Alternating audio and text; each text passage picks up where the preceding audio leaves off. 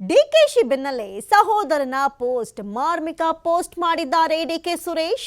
ಯಶಸ್ಸಿನ ಮೊದಲ ಹೆಜ್ಜೆಯೇ ಪ್ರಯತ್ನ, ಸತತ ಪ್ರಯತ್ನದ ಫಲವೇ ಯಶಸ್ಸು ಎನ್ನುವಂಥ ಪೋಸ್ಟ್ ಅನ್ನ ಮಾಡಿದ್ದಾರೆ ಡಿಕೆ ಸುರೇಶ್. ಸಾಮಾಜಿಕ ಜಾಲತಾಣದಲ್ಲಿ ಡಿಕೆ ಸುರೇಶ್ ಕೂಡ ಪೋಸ್ಟ್ ಮಾಡಿರುವಂಥದ್ದು. ಒಂದು ಕಡೆ ಡಿಕೆಶಿ ಪೋಸ್ಟ್ ಮಾಡ್ತಾರೆ, ಪ್ರಯತ್ನ ವಿಫಲವಾದರೂ ಪ್ರಾರ್ಥನೆ ವಿಫಲವಾಗಲ್ಲ ಅಂತ.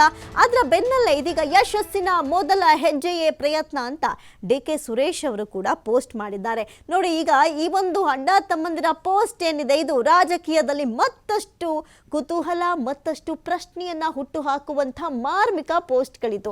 ಯಾಕಂತ ಹೇಳಿದ್ರೆ ಸಹಜವಾಗಿಯೇ ಒಂದು ಪೋಸ್ಟ್ ಮಾಡಿದ್ರೆ ಅದರ ಒಳಾರ್ಥವೇನು ಅಂತ ಬಹಳಷ್ಟು ಕ್ಯೂರಿಯಾಸಿಟಿಯಿಂದ ಕಾಯುವಂಥವರಿಗೆ ಈ ಒಂದು ಪೋಸ್ಟ್ಗಳು ಬಹಳಷ್ಟು ಉತ್ತರವನ್ನ ಕೊಡೋದಕ್ಕೆ ಮುಂದಾಗಿದ್ದಾರಾ ಎನ್ನುವಂತೆ ಅನ್ಸುತ್ತೆ. ಯಾಕಂತ ಹೇಳಿದ್ರೆ ಯಶಸ್ಸಿನ ಮೊದಲ ಹೆಜ್ಜೆಯೇ ಪ್ರಯತ್ನ. ಹಾಗಾದ್ರೆ ಯಶಸ್ಸಿನತ್ತ ಹೆಜ್ಜೆಯನ್ನ ಇಟ್ಬಿಟ್ಟಿದ್ದಾರಾ ಡಿಕೆಶಿ? ಹಾಗಾದ್ರೆ ರಾಹುಲ್ ಗಾಂಧಿ ಅವರು ಕೊಟ್ಟಿರುವಂತಹ ಸಂದೇಶವೇನು ಅನ್ನುವಂತಹ ಪ್ರಶ್ನೆ ಇಲ್ಲಿ ಸಹಜವಾಗಿಯೇ ಮೂಡುತ್ತೆ. ಯಾಕಂತ ಹೇಳಿದ್ರೆ ಸಾಮಾಜಿಕ ಜಾಲತಾಣದಲ್ಲಿ ಎಲ್ಲರೂ ನೋಡ್ತೀವಿ, ಎಲ್ಲರೂ ನೋಡ್ತಾರೆ. ಹಾಗಿದ್ರೂ ಕೂಡ ಯಶಸ್ಸಿನ ಮೊದಲ ಹೆಜ್ಜೆ ಪ್ರಯತ್ನ ಅಂತ ಬಂದಾಗ ಮರಳಿ ಯತ್ನವ ಮಾಡು ಎನ್ನುವಂಥ ಮಾತಿನಂತೆ ಒಂದು ಕಡೆ ಡಿಕೆಶಿ ಆಪ್ತರು ಬಹಳಷ್ಟು ಮೀಟಿಂಗ್ಗಳ ಮೇಲೆ ಮೀಟಿಂಗ್ ಮಾಡಿ ಬಹಳಷ್ಟು ಸ್ಟೇಟ್ಮೆಂಟ್ಗಳನ್ನು ಕೊಡುವಂಥ ಸಂದರ್ಭದಲ್ಲೂ ಮಾಧ್ಯಮಗಳಿಗೆ ಪ್ರತಿಕ್ರಿಯೆಯನ್ನು ಕೊಡುವಂಥ ಸಂದರ್ಭದಲ್ಲಿ ಇಲ್ಲ, ಆ ರೀತಿಯಾದಂಥ ಏನೂ ಇಲ್ಲ, ನಮ್ಮಲ್ಲಿ ಒಗ್ಗಟ್ಟಿದೆ, ಒಗ್ಗಟ್ಟಿನ ಮಂತ್ರವನ್ನು ಜಪಿಸ್ತಾನೆ ಬರ್ತಾ ಇರ್ತದೆ, ತದನಂತರದಲ್ಲಿ ಒಂದಷ್ಟು ಬದಲಾವಣೆ ಆಗುತ್ತೆ, ಆಗ ಈ ರೀತಿಯಾದಂಥ ಪೋಸ್ಟ್ಗಳನ್ನು ಹಾಕೊಳ್ತಾರೆ. ಸೊ ಆ ಒಂದು ಪೋಸ್ಟ್ಗಳು ಬಂದಂಥ ಸಂದರ್ಭದಲ್ಲಿ ಮತ್ತೆ ಈ ಒಂದು ಪ್ರಶ್ನೆ ಹುಟ್ಟಾಕತ್ತೆ. ಆದರೆ ಪ್ರಶ್ನೆಗಳಿಗೆ ಉತ್ತರ ಕೊಡುವಂಥ ಸಂದರ್ಭದಲ್ಲಿ ಇಲ್ಲ, ನಾಯಕತ್ವ ಗೊಂದಲ ಇಲ್ಲ ಅನ್ನುವಂಥ ಮಾತನ್ನ ಕೂಡ ಆಡ್ತಾರೆ. ಸದ್ಯಕ್ಕೆ ಈ ಒಂದು ಅಣ್ಣ ತಮ್ಮಂದಿರ ಪೋಸ್ಟ್ ಮತ್ತಷ್ಟು ಕುತೂಹಲಕ್ಕೆ ಪುಷ್ಟಿ ಕೊಟ್ಟಂತಾಗಿದೆ. ನಾಯಕತ್ವ ಬದಲಾವಣೆ ಚರ್ಚೆ ಈ ತಿಂಗಳು ಏನಾದರೂ ಅಂತ್ಯವಾಗುತ್ತಾ, ಏನಾದರೂ ಸಂದೇಶವನ್ನು ಹೊತ್ತು ತರ್ತಾರೆ? ಯಾಕಂದರೆ ದೆಹಲಿಗೆ ಭೇಟಿ ನೀಡುವಂತಹ ಕುರಿತು ಒಂದಷ್ಟು ವಿಚಾರಗಳು ಓಡಾಡ್ತಾ ಇದೆ. ಜನವರಿ 16 ಜೊತೆಗೆ 22ನೇ ತಾರೀಕು ಆಗಿರ್ಬೋದು. ಒಂದು ಕಡೆ ಇದೇ ತಿಂಗಳು 18ರಿಂದ 24ನೇ ತಾರೀಕುವರೆಗೂ ರಾಹುಲ್ ಗಾಂಧಿ ಅವರು ಫಾರಿನ್ ಪ್ರವಾಸದಲ್ಲಿ ಲಂಡನ್ಗೆ ಹೋಗ್ತಾರೆ ಎನ್ನುವಂಥ ಒಂದು ಮಾಹಿತಿ ಇದೆ. ಸೊ ಹಾಗಾಗಿ ಹೋಗುವ ಮುನ್ನವೇ ಬದಲಾಗತ್ತಾ ಅಥವಾ ಹೋಗಿ ಬಂದ ನಂತರ ಏನಾದರೂ ರಾಜಕೀಯ ಲೆಕ್ಕಾಚಾರಗಳು ಬದಲಾಗುತ್ತಾ ಅನ್ನೋದೇ ಸದ್ಯಕ್ಕಿದ್ದಿರುವಂತಹ ಕುತೂಹಲ. ಈ ಬಗ್ಗೆ ಹೆಚ್ಚಿನ ಡೀಟೇಲ್ಸ್ ಅನ್ನ ಕೊಡ್ತಾ ಹೋಗ್ತಾರೆ.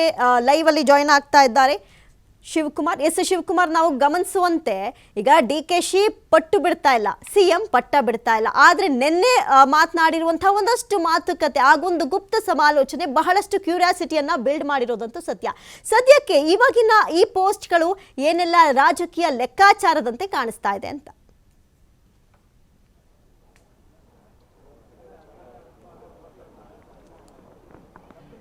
ಅಮೃತ, DCM ಡಿ ಕೆ ಶಿವಕುಮಾರ್ ಹಾಗೆ ಮಾಜಿ ಸಂಸದ ಕೆ ಸುರೇಶ್ ಅವರು ಈಗ ಎಕ್ಸ್ ಖಾತೆಯಲ್ಲಿ ಒಂದು ಪೋಸ್ಟರನ್ನು ರಿಲೀಸ್ ಮಾಡಿದ್ದಾರೆ.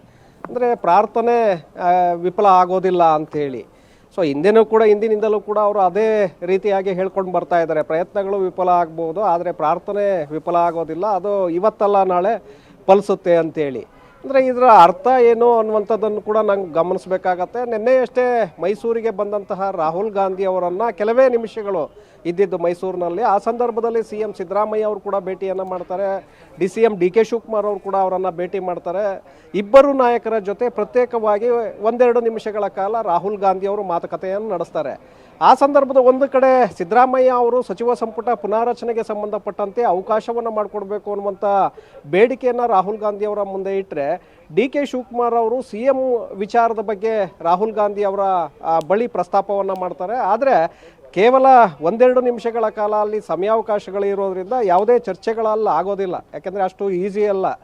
ದೆಹಲಿಗೆ ಬನ್ನಿ, ಅಲ್ಲಿ ಮಾತನಾಡೋಣ ಅನ್ನುವಂಥ ಒಂದು ಭರವಸೆಯನ್ನು ರಾಹುಲ್ ಗಾಂಧಿ ಅವರು ಕೊಟ್ಟಿದ್ದಾರೆ. ಹಾಗಾಗಿ 16ರಂದು ಅಸ್ಸಾಂ ವಿಧಾನಸಭಾ ಚುನಾವಣೆಗೆ ಸಂಬಂಧಪಟ್ಟಂತೆ ವೀಕ್ಷಕರ ಒಂದು ಸಭೆಯನ್ನು ದೆಹಲಿಯಲ್ಲಿ ಕರೆಯಲಾಗಿದೆ. ಆ ಸಭೆಗೆ ಅಸ್ಸಾಂನ ವೀಕ್ಷಕರನ್ನಾಗಿ ಡಿ ಕೆ ಶಿವಕುಮಾರ್ ಅವರನ್ನು ಕೂಡ ಮಾಡಿರೋದ್ರಿಂದ ಅವರು ಕೂಡ ಸಹಜವಾಗಿ ದೆಹಲಿಗೆ ಭೇಟಿ ನೀಡ್ತಾರೆ ಆ ಸಭೆಯಲ್ಲಿ ಭಾಗಿಯಾಗೋದಕ್ಕೆ. ಸಭೆಯ ನಂತರದಲ್ಲಿ ರಾಹುಲ್ ಗಾಂಧಿ ಅವರನ್ನು ಭೇಟಿ ಮಾಡಬಹುದು. ಭೇಟಿಯ ಒಂದು ವೇಳೆ ಏನಾದರೂ ಭೇಟಿ ಮಾಡಿದ್ದೇ ಆದರೆ ಆಗ CM ವಿಚಾರದ ಬಗ್ಗೆ ಅವರು ಅವರ ಬಳಿ ಚರ್ಚೆಯನ್ನು ಮಾಡಲಿದ್ದಾರೆ. ರಾಹುಲ್ ಗಾಂಧಿ ಅವರು ಭೇಟಿಗೆ ಅವಕಾಶವನ್ನು ಮಾಡಿಕೊಟ್ರೆ, ಯಾಕೆಂದರೆ ಹಿಂದೆ 2 ಬಾರಿ ಡಿ ಕೆ ಶಿವಕುಮಾರ್ ಅವರು ದೆಹಲಿಗೆ ತೆರಳಿದ್ರು ಕೂಡ ಒಂದು ಬಾರಿ 3 ದಿನಗಳ ಕಾಲ ರಾಹುಲ್ ಗಾಂಧಿ ಅವರ ಭೇಟಿಗೆ ಕಾಯ್ತಾರೆ, ಅವಕಾಶ ಸಿಗೋದಿಲ್ಲ. ನಂತರ 2 ದಿನಗಳ ಕಾಲ ದೆಹಲಿಯಲ್ಲಿ ಅವರಿಗಾಗಿ ಭೇಟಿಗೆ ಪ್ರಯತ್ನವನ್ನು ಮಾಡ್ತಾರೆ, ಆ ಸಂದರ್ಭದಲ್ಲೂ ಕೂಡ ಸಿಗೋದಿಲ್ಲ.